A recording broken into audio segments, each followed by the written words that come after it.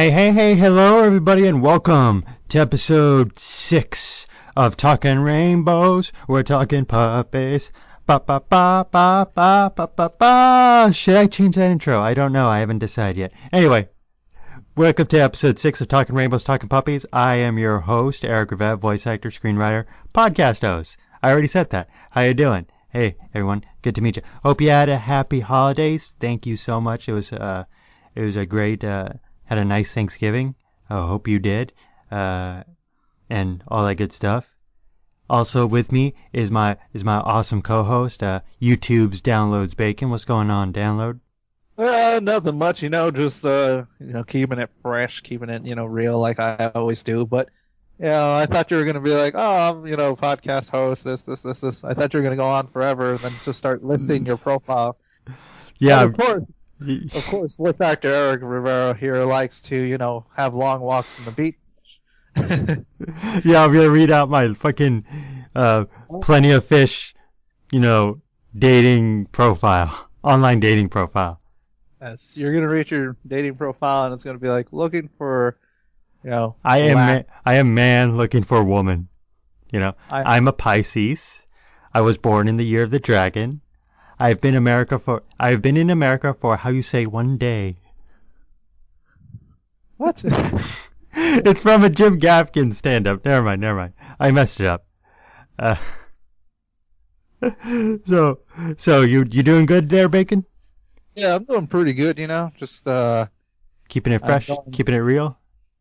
Always, man, always keeping it fresh and real. You making moves, making $1 million moves. Got $1 million swagger and $1,000 shoes? Oh, more like $15 shoes, but close. All right. Welcome. Thanks for joining us for the podcast.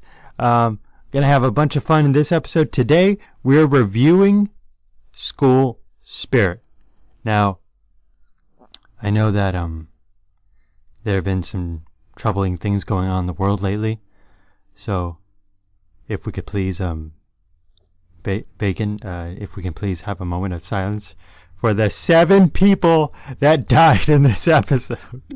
Yes, there were a couple of casualties in the school. Of course, the principal, saying it's hush hush, but let's all just have a little moment of silence for the 7. Dun, dun, dun. I can't do it. I'm sorry. Oh, that is a horrible thing we have just did. Yes. Okay. No, it's all in good fun. We're just trying to lighten the mood a little bit. And yes, we did count. I did count when I was watching the episode. Like 7 people, including Warriors, the referee, and some of the Echo Creek football players, probably died during this episode. They got sent to another dimension, eaten by a hellcat or a cosmic squirrel or whatever the hell those monsters were. I don't know. They haven't named them. Yeah, but maybe. Well, actually, one bright note is that they won technically by forfeit.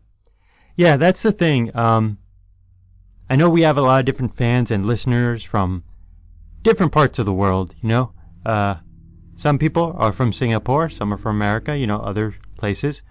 American football is kind of a big deal depending on where you live in America. For example, Bacon and I are from Texas. And if you're everyone is either into football, watches football, or plays football. And if you're none of those things, then it's like, go sit in the corner and bring us some chips or something. Go to the corner and think about your life. Yeah. Stare into the wall and think about the kind of person you want to be. The kind of person who watches football. Football! I don't know what character I was trying to do there. No idea. Just trying to make conversation. Football! That's a good joke. That will never get old. No, it will not. Yeah, but No, football is kind of an interesting thing, especially when it comes to high school or junior high. I can't tell. Wait, are these characters from high school or junior high? They are 14. They are just starting high school. They're high school freshmen. So they're high school freshmen. I don't know what it is about, because I was in football in freshman year, but I don't know. No one really seems to make that much of a deal about it compared to like the senior year, you know? Yeah, that's when people give a crap. Yeah, that's when like news channel like whatever will be all over it and be like, oh, in recent news, high school football team won because seniors are really important and they won like 90 to 7 or something. Yeah, in other news, one guy carried a ball past a grassy field and everyone acted like it was the first time they've ever seen that. Oh my God. The same thing will happen next Friday. We apologize to all football fans out there. We're just making it a little fun. Please don't beat us up. We're nerds. It's like we apologize to all football fans, but seriously, it's not our thing, And we're talking about American football. We're not talking about fucking soccer. That if the U.S. wins the World Cup 5 times in a row, the rest of the world has to call it soccer. I don't see that happening. Yeah, I don't see that happening either. But you know what? Nobody cares. We're American. We don't care about soccer. Yes, but We'd like to take, Talking Rainbows, Talking Puppies would like to take this time to apologize to all soccer fans across the world. We're just making a joke. We're nerds. Please don't beat us up. Just before we use that joke one more time, it's like here at Talking Rainbows and Talking Puppies, we would like to let the audience know that we're not big into sports, so we will make jokes in relation to sports. Please don't beat us up because we're still nerds. And if you hit me, I bleed. Ow. Yeah, but the thing is though, I'm still like super skinny. You've been hitting the gym hard, so you're a thick guy. So I don't think anyone's gonna beat you up. I'm so swole. Yes. Swole. Granted, I'm tall. Like I'm tall. Like I'm like 6'3". You're like 6'4", 6'5". Are you sure? Because I think I'm just 6'3". I don't want to like over exaggerate how tall I am. Well, no, because think about it. Because for myself, I think I'm like 6'2" or 6'3". Like I'm like 6'2" or 6'1", somewhere in that area. And my boss is 6'4". And you're about like one of my bosses is 6'4", and you're about like you look slightly taller than him. Huh. So that's why I'm thinking you're like 6'4". I don't know. It's just that when I was in college, I thought I was like, hey, I'm always going to be the tallest guy in the room. But then the basketball player showed up, and I'm like, I'm short. So yeah, that was tall. Okay.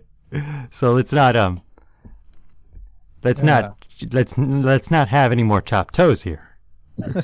Ooh, that's tender. Ooh, that's tender.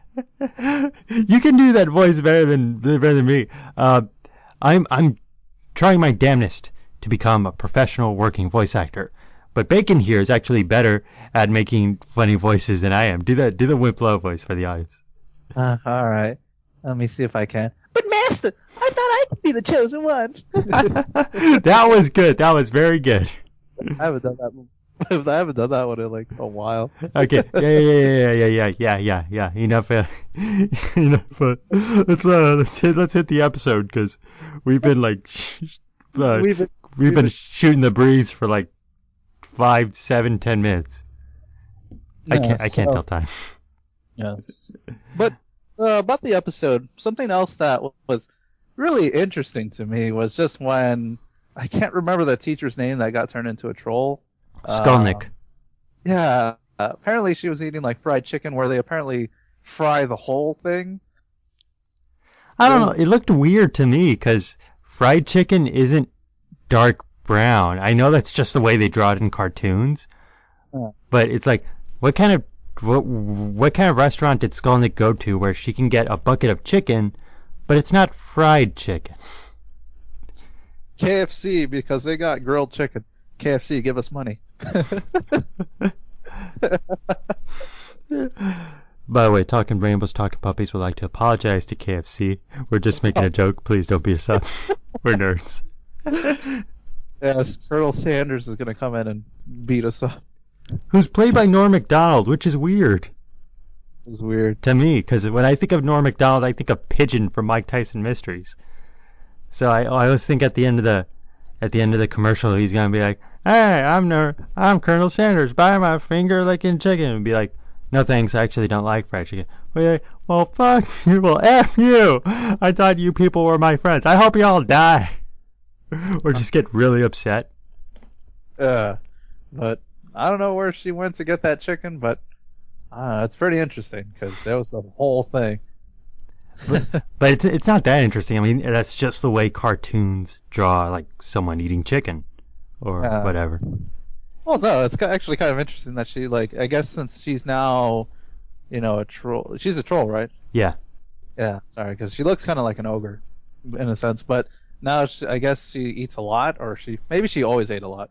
I don't know. I was thinking maybe as a troll she now eats more, I don't want to go on forever, but I am curious as to how her life has changed now that she's a troll. But we'll get to that in a later episode. Yeah. Believe you me. Yes, but what? No, but yeah, it was a really interesting episode. We started with the pep rally that's done in the outside. Now, I know you all have seen the episode, but just a quick recap. Star and Marco go to a pep rally where they try to get pumped up for their football game against the Warriors. Star hears the rhetoric used to describe the fact that the Echo Creek Awesome Opossums always lose to the Warriors, and she mistakes it for an actual fight. So she decides to booby-trap the battlefield with magical explosives in order to give their team the edge, only for Marco to reveal that it's just football, it's just a game, and now she has to clean up her mess. Hey, Marco! Do you have any highly flammable liquids? I don't know. Check the garage. Cool, thanks! So, and as you were saying, Bacon, we start off at the pep rally. We start off at the pep rally, which is outside? Yeah, which is outside, which is weird to me since when I was in high school, it was usually indoors. Yeah, when I was in high school and in junior high, the pep rallies were always in the cafegimatorium. So, I guess that's how they do it in Echo Creek. I believe that's the. You Southern California people with your separate gyms and cafeterias and auditoriums. Back in my day of, 7, 8 years ago, when I was a teen in high school, we didn't have separate cafeteria, gyms, and auditoriums. We just had one cafegimatorium where we did pretty much everything. Or apparently, we had lunch and played basketball and other things all in the same locations. Yep, we had school plays, school lunch, and school basketball games in the same place. Sometimes at the same time. To be or that's a slam dunk. Right. God damn it. They're only serving burgers today. Yeah, but it's just, I know, it's just, things are different in different schools, I guess. Okay, next point I want to bring up in the episode. We get introduced to the character Brittany Wong. Bacon, your thoughts on this character? She's not the best. I guess she's like the... I don't want to call her the Valley Girl because she doesn't talk like that. But she is kind of mean. Yeah, she's the stereotypical, queen bee, cheerleader, mean girl that we've seen a bunch of times. Yeah. The thing I'm sorry, what's up? No, I'll let you continue. The thing that got me about the character is that, to me, I've been watching cartoons all my life, so to me, I've already seen this pattern and this trope, so it's like, oh, it's, she's a mean girl. Mm-hmm. But everyone a lot of people on Tumblr were like, wondering if she was going to get a redemption arc like Pacifica from Gravity Falls, and I'm thinking, no, she's just mean. You know, she's not getting she's too nasty at this point to get for any sort of redemption or character arc for her. So the answer is no. I don't know, because, I mean, she is really mean, but I can't really see it leaning that way, because it's not like the Pacifico or the Biscuit twins where they're rich and they kind of like, well, I mean, I think they're all rich, but it's not like where you can kind of see good in them. Like, you're kind of like intrigued and want to know, like, they can possibly be, you know, have a redemption. But with her, I just don't see it, though. Yeah, there's no likability to the characters. It's like, no, she's just mostly going to be used for jokes. So I'm like, I guess I mean, she's the only character in the school that doesn't like Star, I believe. Yeah, I think so too. Like to me, Star, like, because like we said before, there's two types of stories in this show. There's the stories that take place mostly on Earth, and the ones that take place in other dimensions. Now, to me, Brittany is like sort of Star's nemesis, but for the Earth-based stories. So for all the school-based stories, you know, she's the one who's usually going against Star. Yeah. I'm trying to. They're like the little relationship they have, like where Star is always. I don't know. It kind of reminds me of this. I'm trying to think. It's like I'm so lost for words right now, but it reminds me of another show, like how it is, like where she doesn't like Star, but Star's like. I guess she doesn't have like the same response. Like they're both not negative towards each other. At least I don't see Star like being mean to her. I don't even think Star can be mean to anybody. I've seen it. Now I think about it. Except Ludo, maybe. Yeah, except the Ludo and the football players, but yeah. not. I do get what you're saying. That like it's sort of like a one-sided animosity. Like Brittany doesn't like Star, but Star doesn't hate Brittany.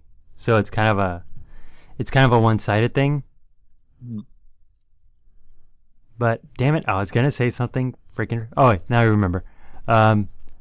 Brittany, like they're opposites also in their mindset. Like Star's open to new ideas and wants to do new things, but Brittany just always wants everything her way, like a certain way, and it has to be that way. So she always gets upset when anyone tries to bring anything different. Like even when she said, "Now for the new mascot," which I did not approve of. You know. Yeah. Which, again, I guess in this one introduction episode with her, I mean, you can really read this character, even though she wasn't there a lot. I mean, you can figure her out really fast. Oh yeah. There's not much to it. Yeah. See what other points were there in the episode. The next point I want to talk about was the dang spirit committee. Especially that one dude with the short hair is like, "Yay, opossums!" I'm like, who is that?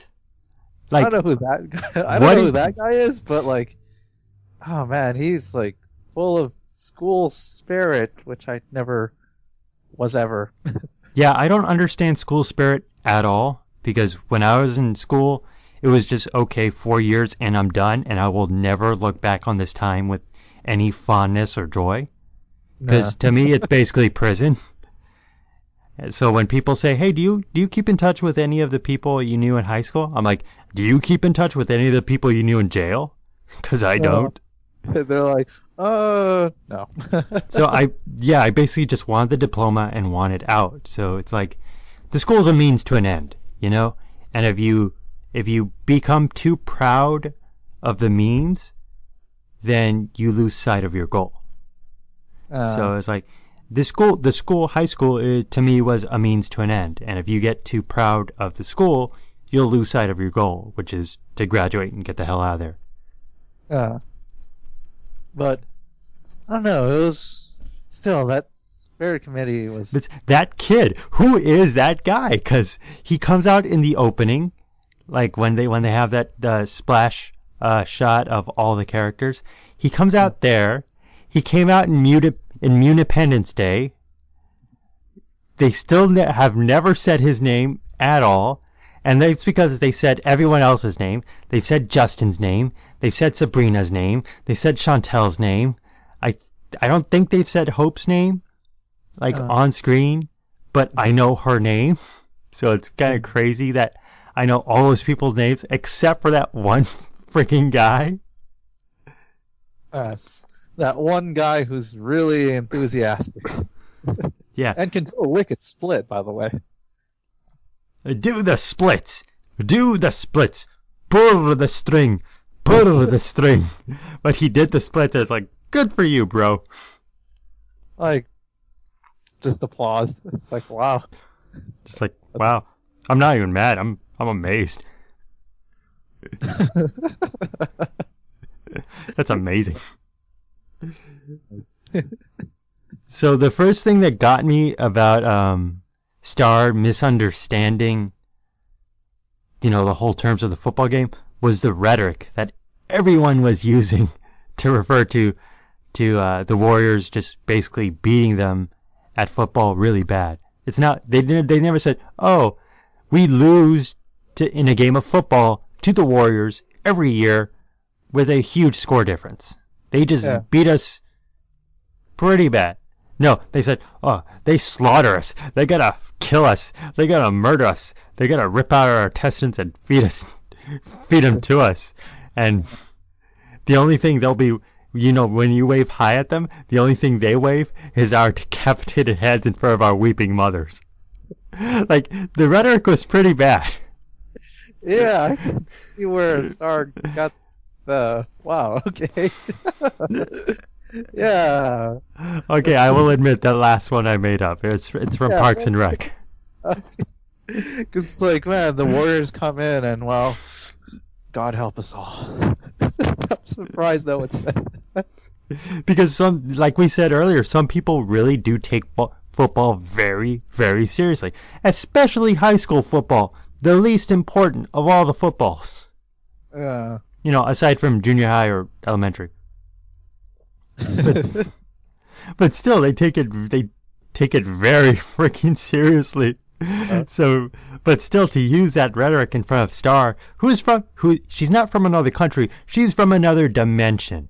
So she has no clue, not even the slightest inkling about not only football, but the culture that goes around high school football playing and watching. Yeah. So when you're like, oh, and then they have a mascot called the Warriors. Like, that's their team name, Warriors.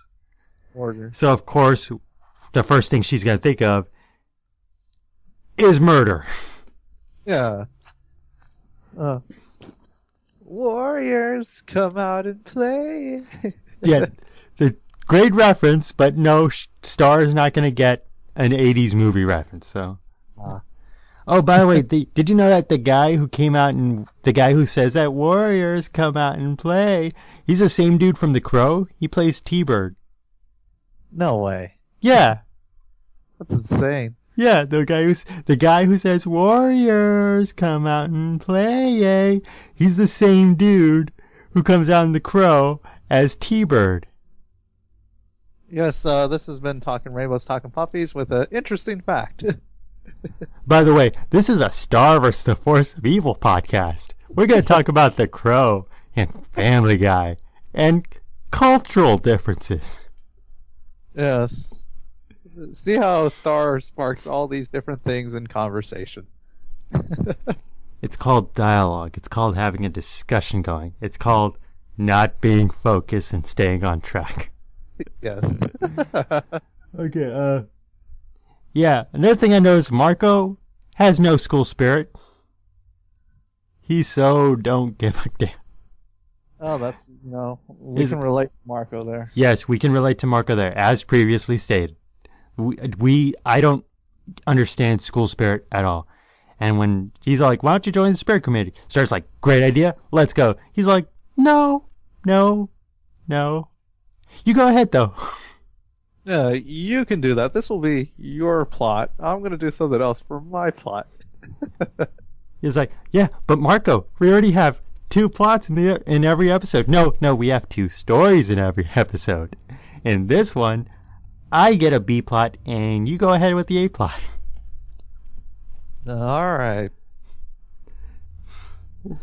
So Marco then for not having school spirit, he does get really into protecting the mascot. Yeah, he does get upset when he was asking, did the Warriors steal our mascot again? And Alfonso's like, no, it turns out our possum wasn't exactly playing possum. Can you believe 3 people went to a possum's funeral? And one of them was crying. It's weird but depressing. It's a filthy rodent. Why would you? She was crying, really? Yeah, that possum. It's a. That possum was my friend, and that everyone would be super stoked.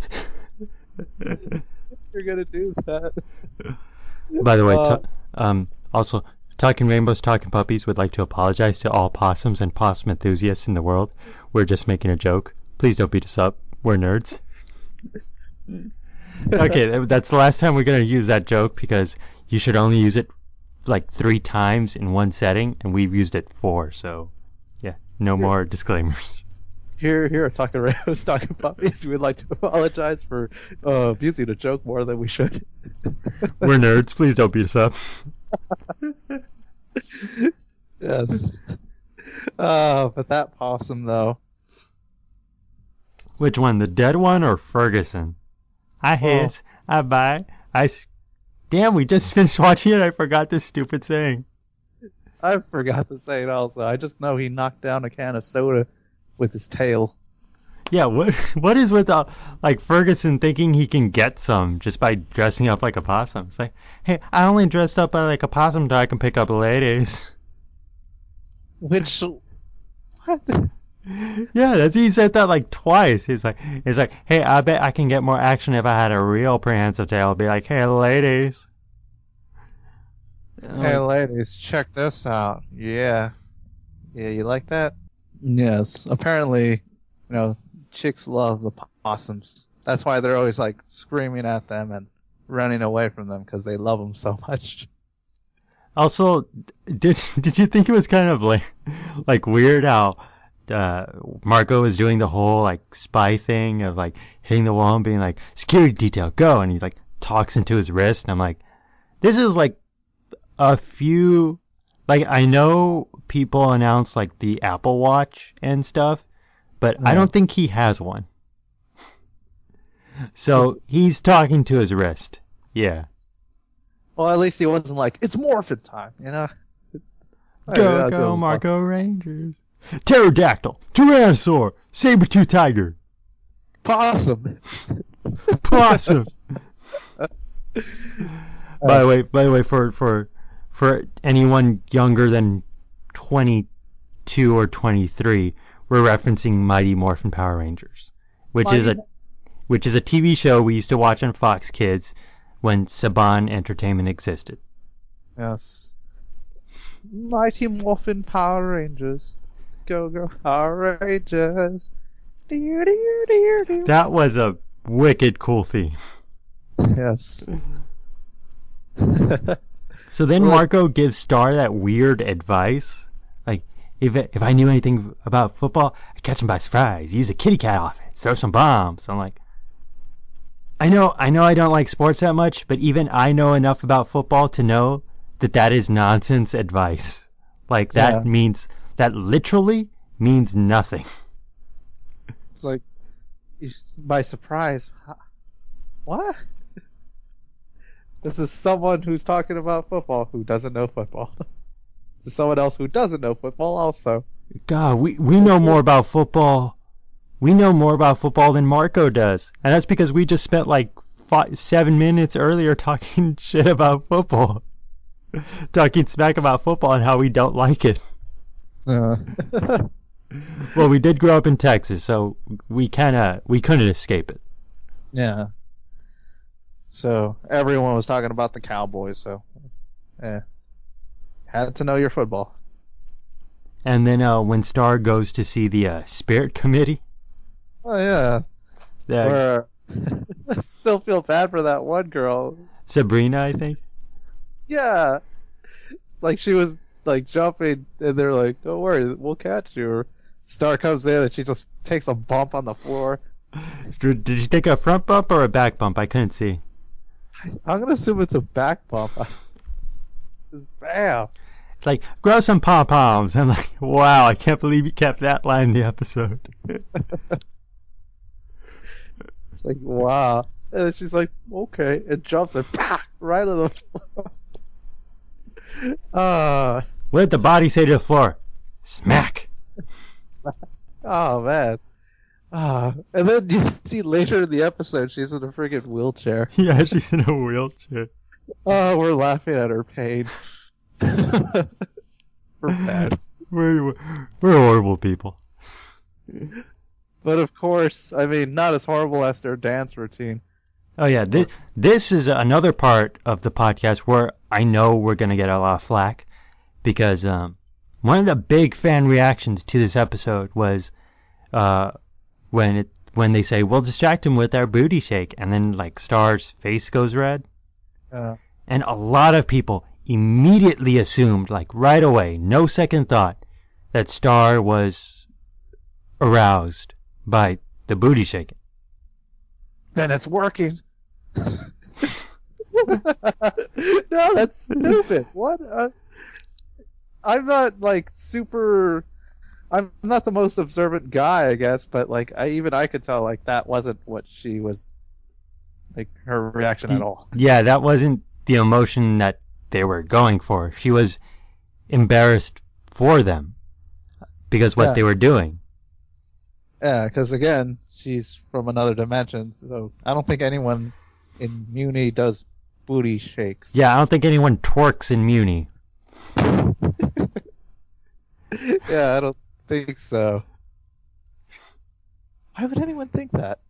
That's just the first thing they went to. That's the first place they went to. So I'm not 100% sure. I mean, I can guess, and I don't want to right now because I know just by saying what we've said so far, we're gonna get a lot of shit for it. That a lot of people will be like, no, why don't you see it? Like, why does everything have to be, what's the word they use? Heteronormative or something? It's like, why do you gotta be like that? It's like, no, it's not that. Like, I'm not anti-Kurosami or anything. I'm just saying that's not what was happening at that instance, you know? And I knew she was embarrassed for them because of the line she says immediately after. She says, do you know nothing of combat? You know? Like, she still thinks that it's about fighting. Yeah. So it's like, you're not going to distract them by stopping, like, by standing still and shaking your butt. You know, that doesn't do anything. They're still going to attack you.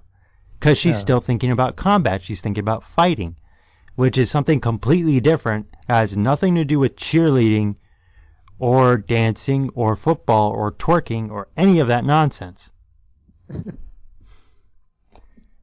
Like, I know we're immediately going to lose listeners because of this one thing that we've said, but...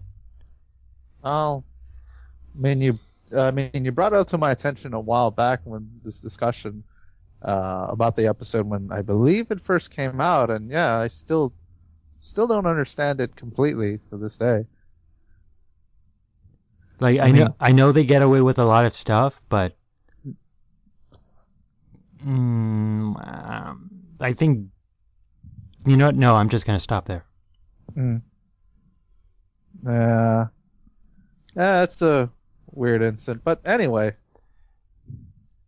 what else was there besides, you know? Well, right after that, we get the super totes adorbs flashback of Star with her babysitters. You know you've done it right when you hear the next snap. Yay! It's like, Star, you must crush them. Star, crash! It's like, this reference probably won't work too well, but I'll just throw it out here. It's like, Star, my babysitter taught me the things in life or whatever to crush the enemies and to see them get driven before you. And hear the lamentation of the women. That's an old Arnold Schwarzenegger reference. And I didn't think you would use it. I thought you were going to make another Rusev reference.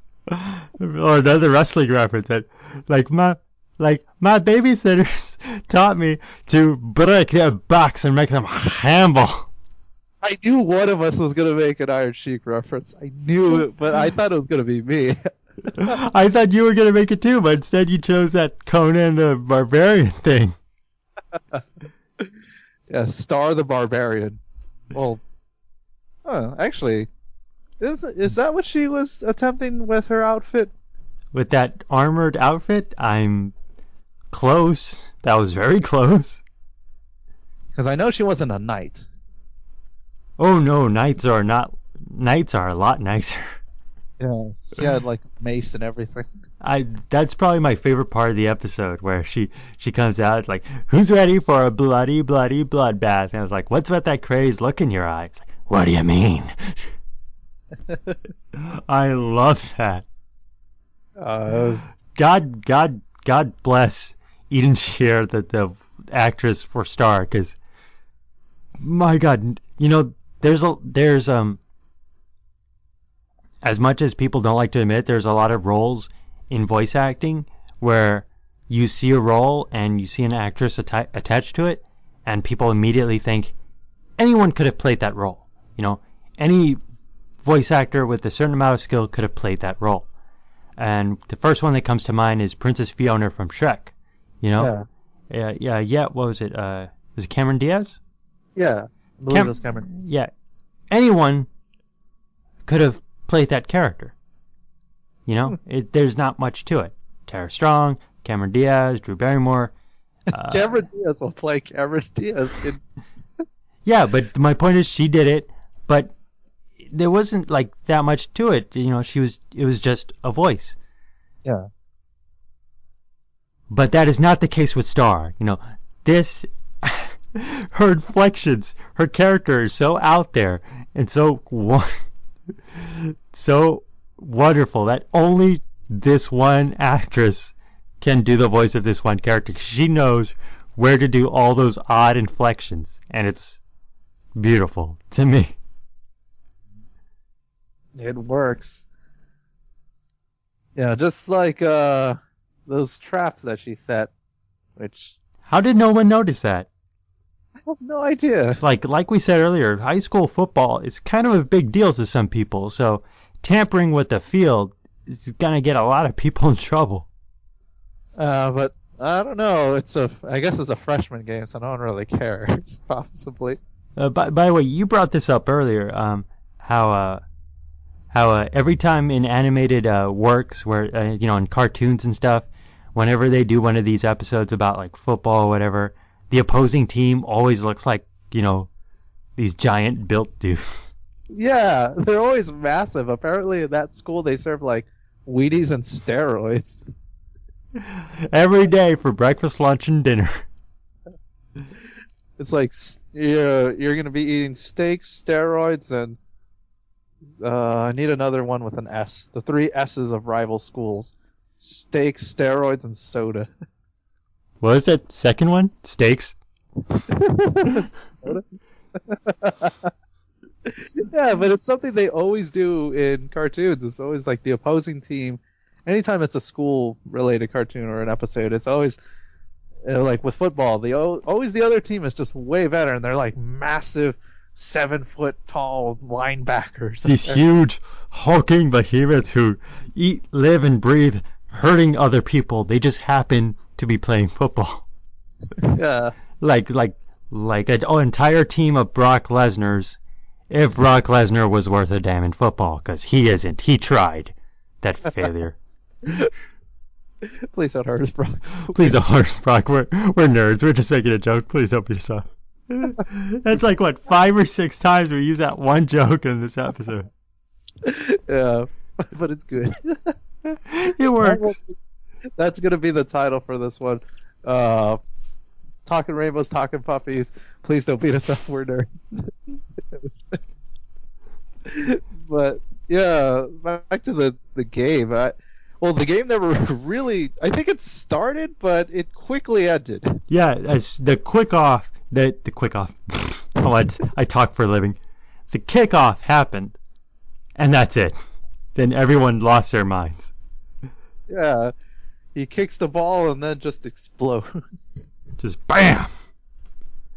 Like in that one Spoonie, the Spoonie one review for Ultima 8, I 8? believe. Yeah. Yeah. When it shows that clip of Link to the Past, and imagine if you just opened the treasure chest in your home and BAM!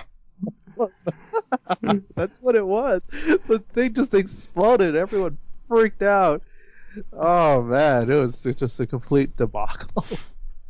But what comes to the rescue? Karate.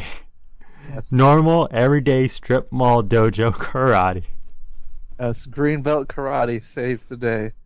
And it's amazing how these guys are like 7-foot lumbering hulks, and none of them can think to like throw a punch at the damn monsters. But Marco kicks them in the face, and he's like, "Wah!" And the dudes are like, "Dude, you are awesome!" And Marco's like, "Yeah, thanks, bro." And my first thought is, cool loser trope, you know? Marco is the coolest loser, according to some. Yeah, like he's a loser. He gets ignored by his class. But if there's a giant neon squirrel gonna attack some football players, first thing his immediate thought is Shawn Michaels sweet chin music. It's like, I want to kick that squirrel. Super kick.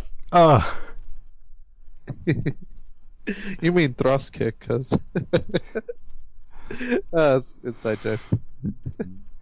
Yes, but after, using green belt karate to, do not as many physics-defying karate attacks, but still some that were pretty interesting.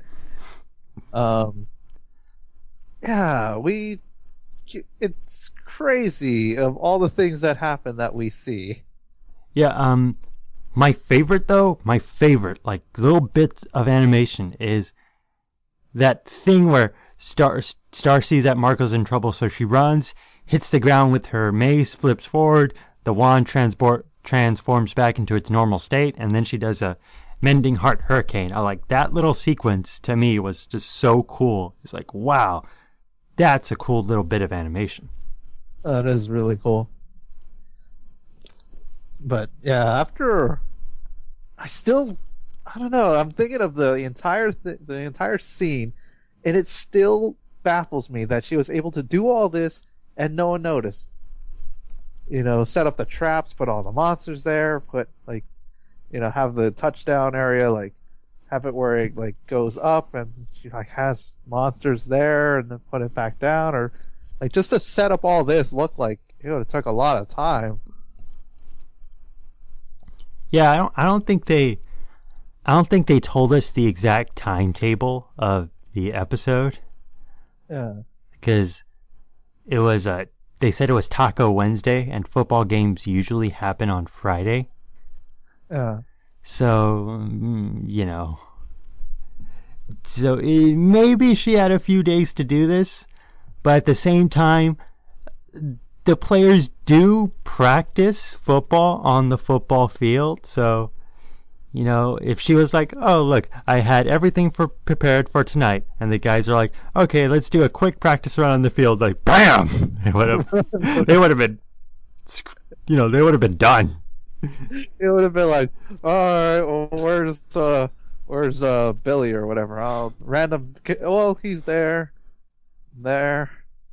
And dude, there. Too soon.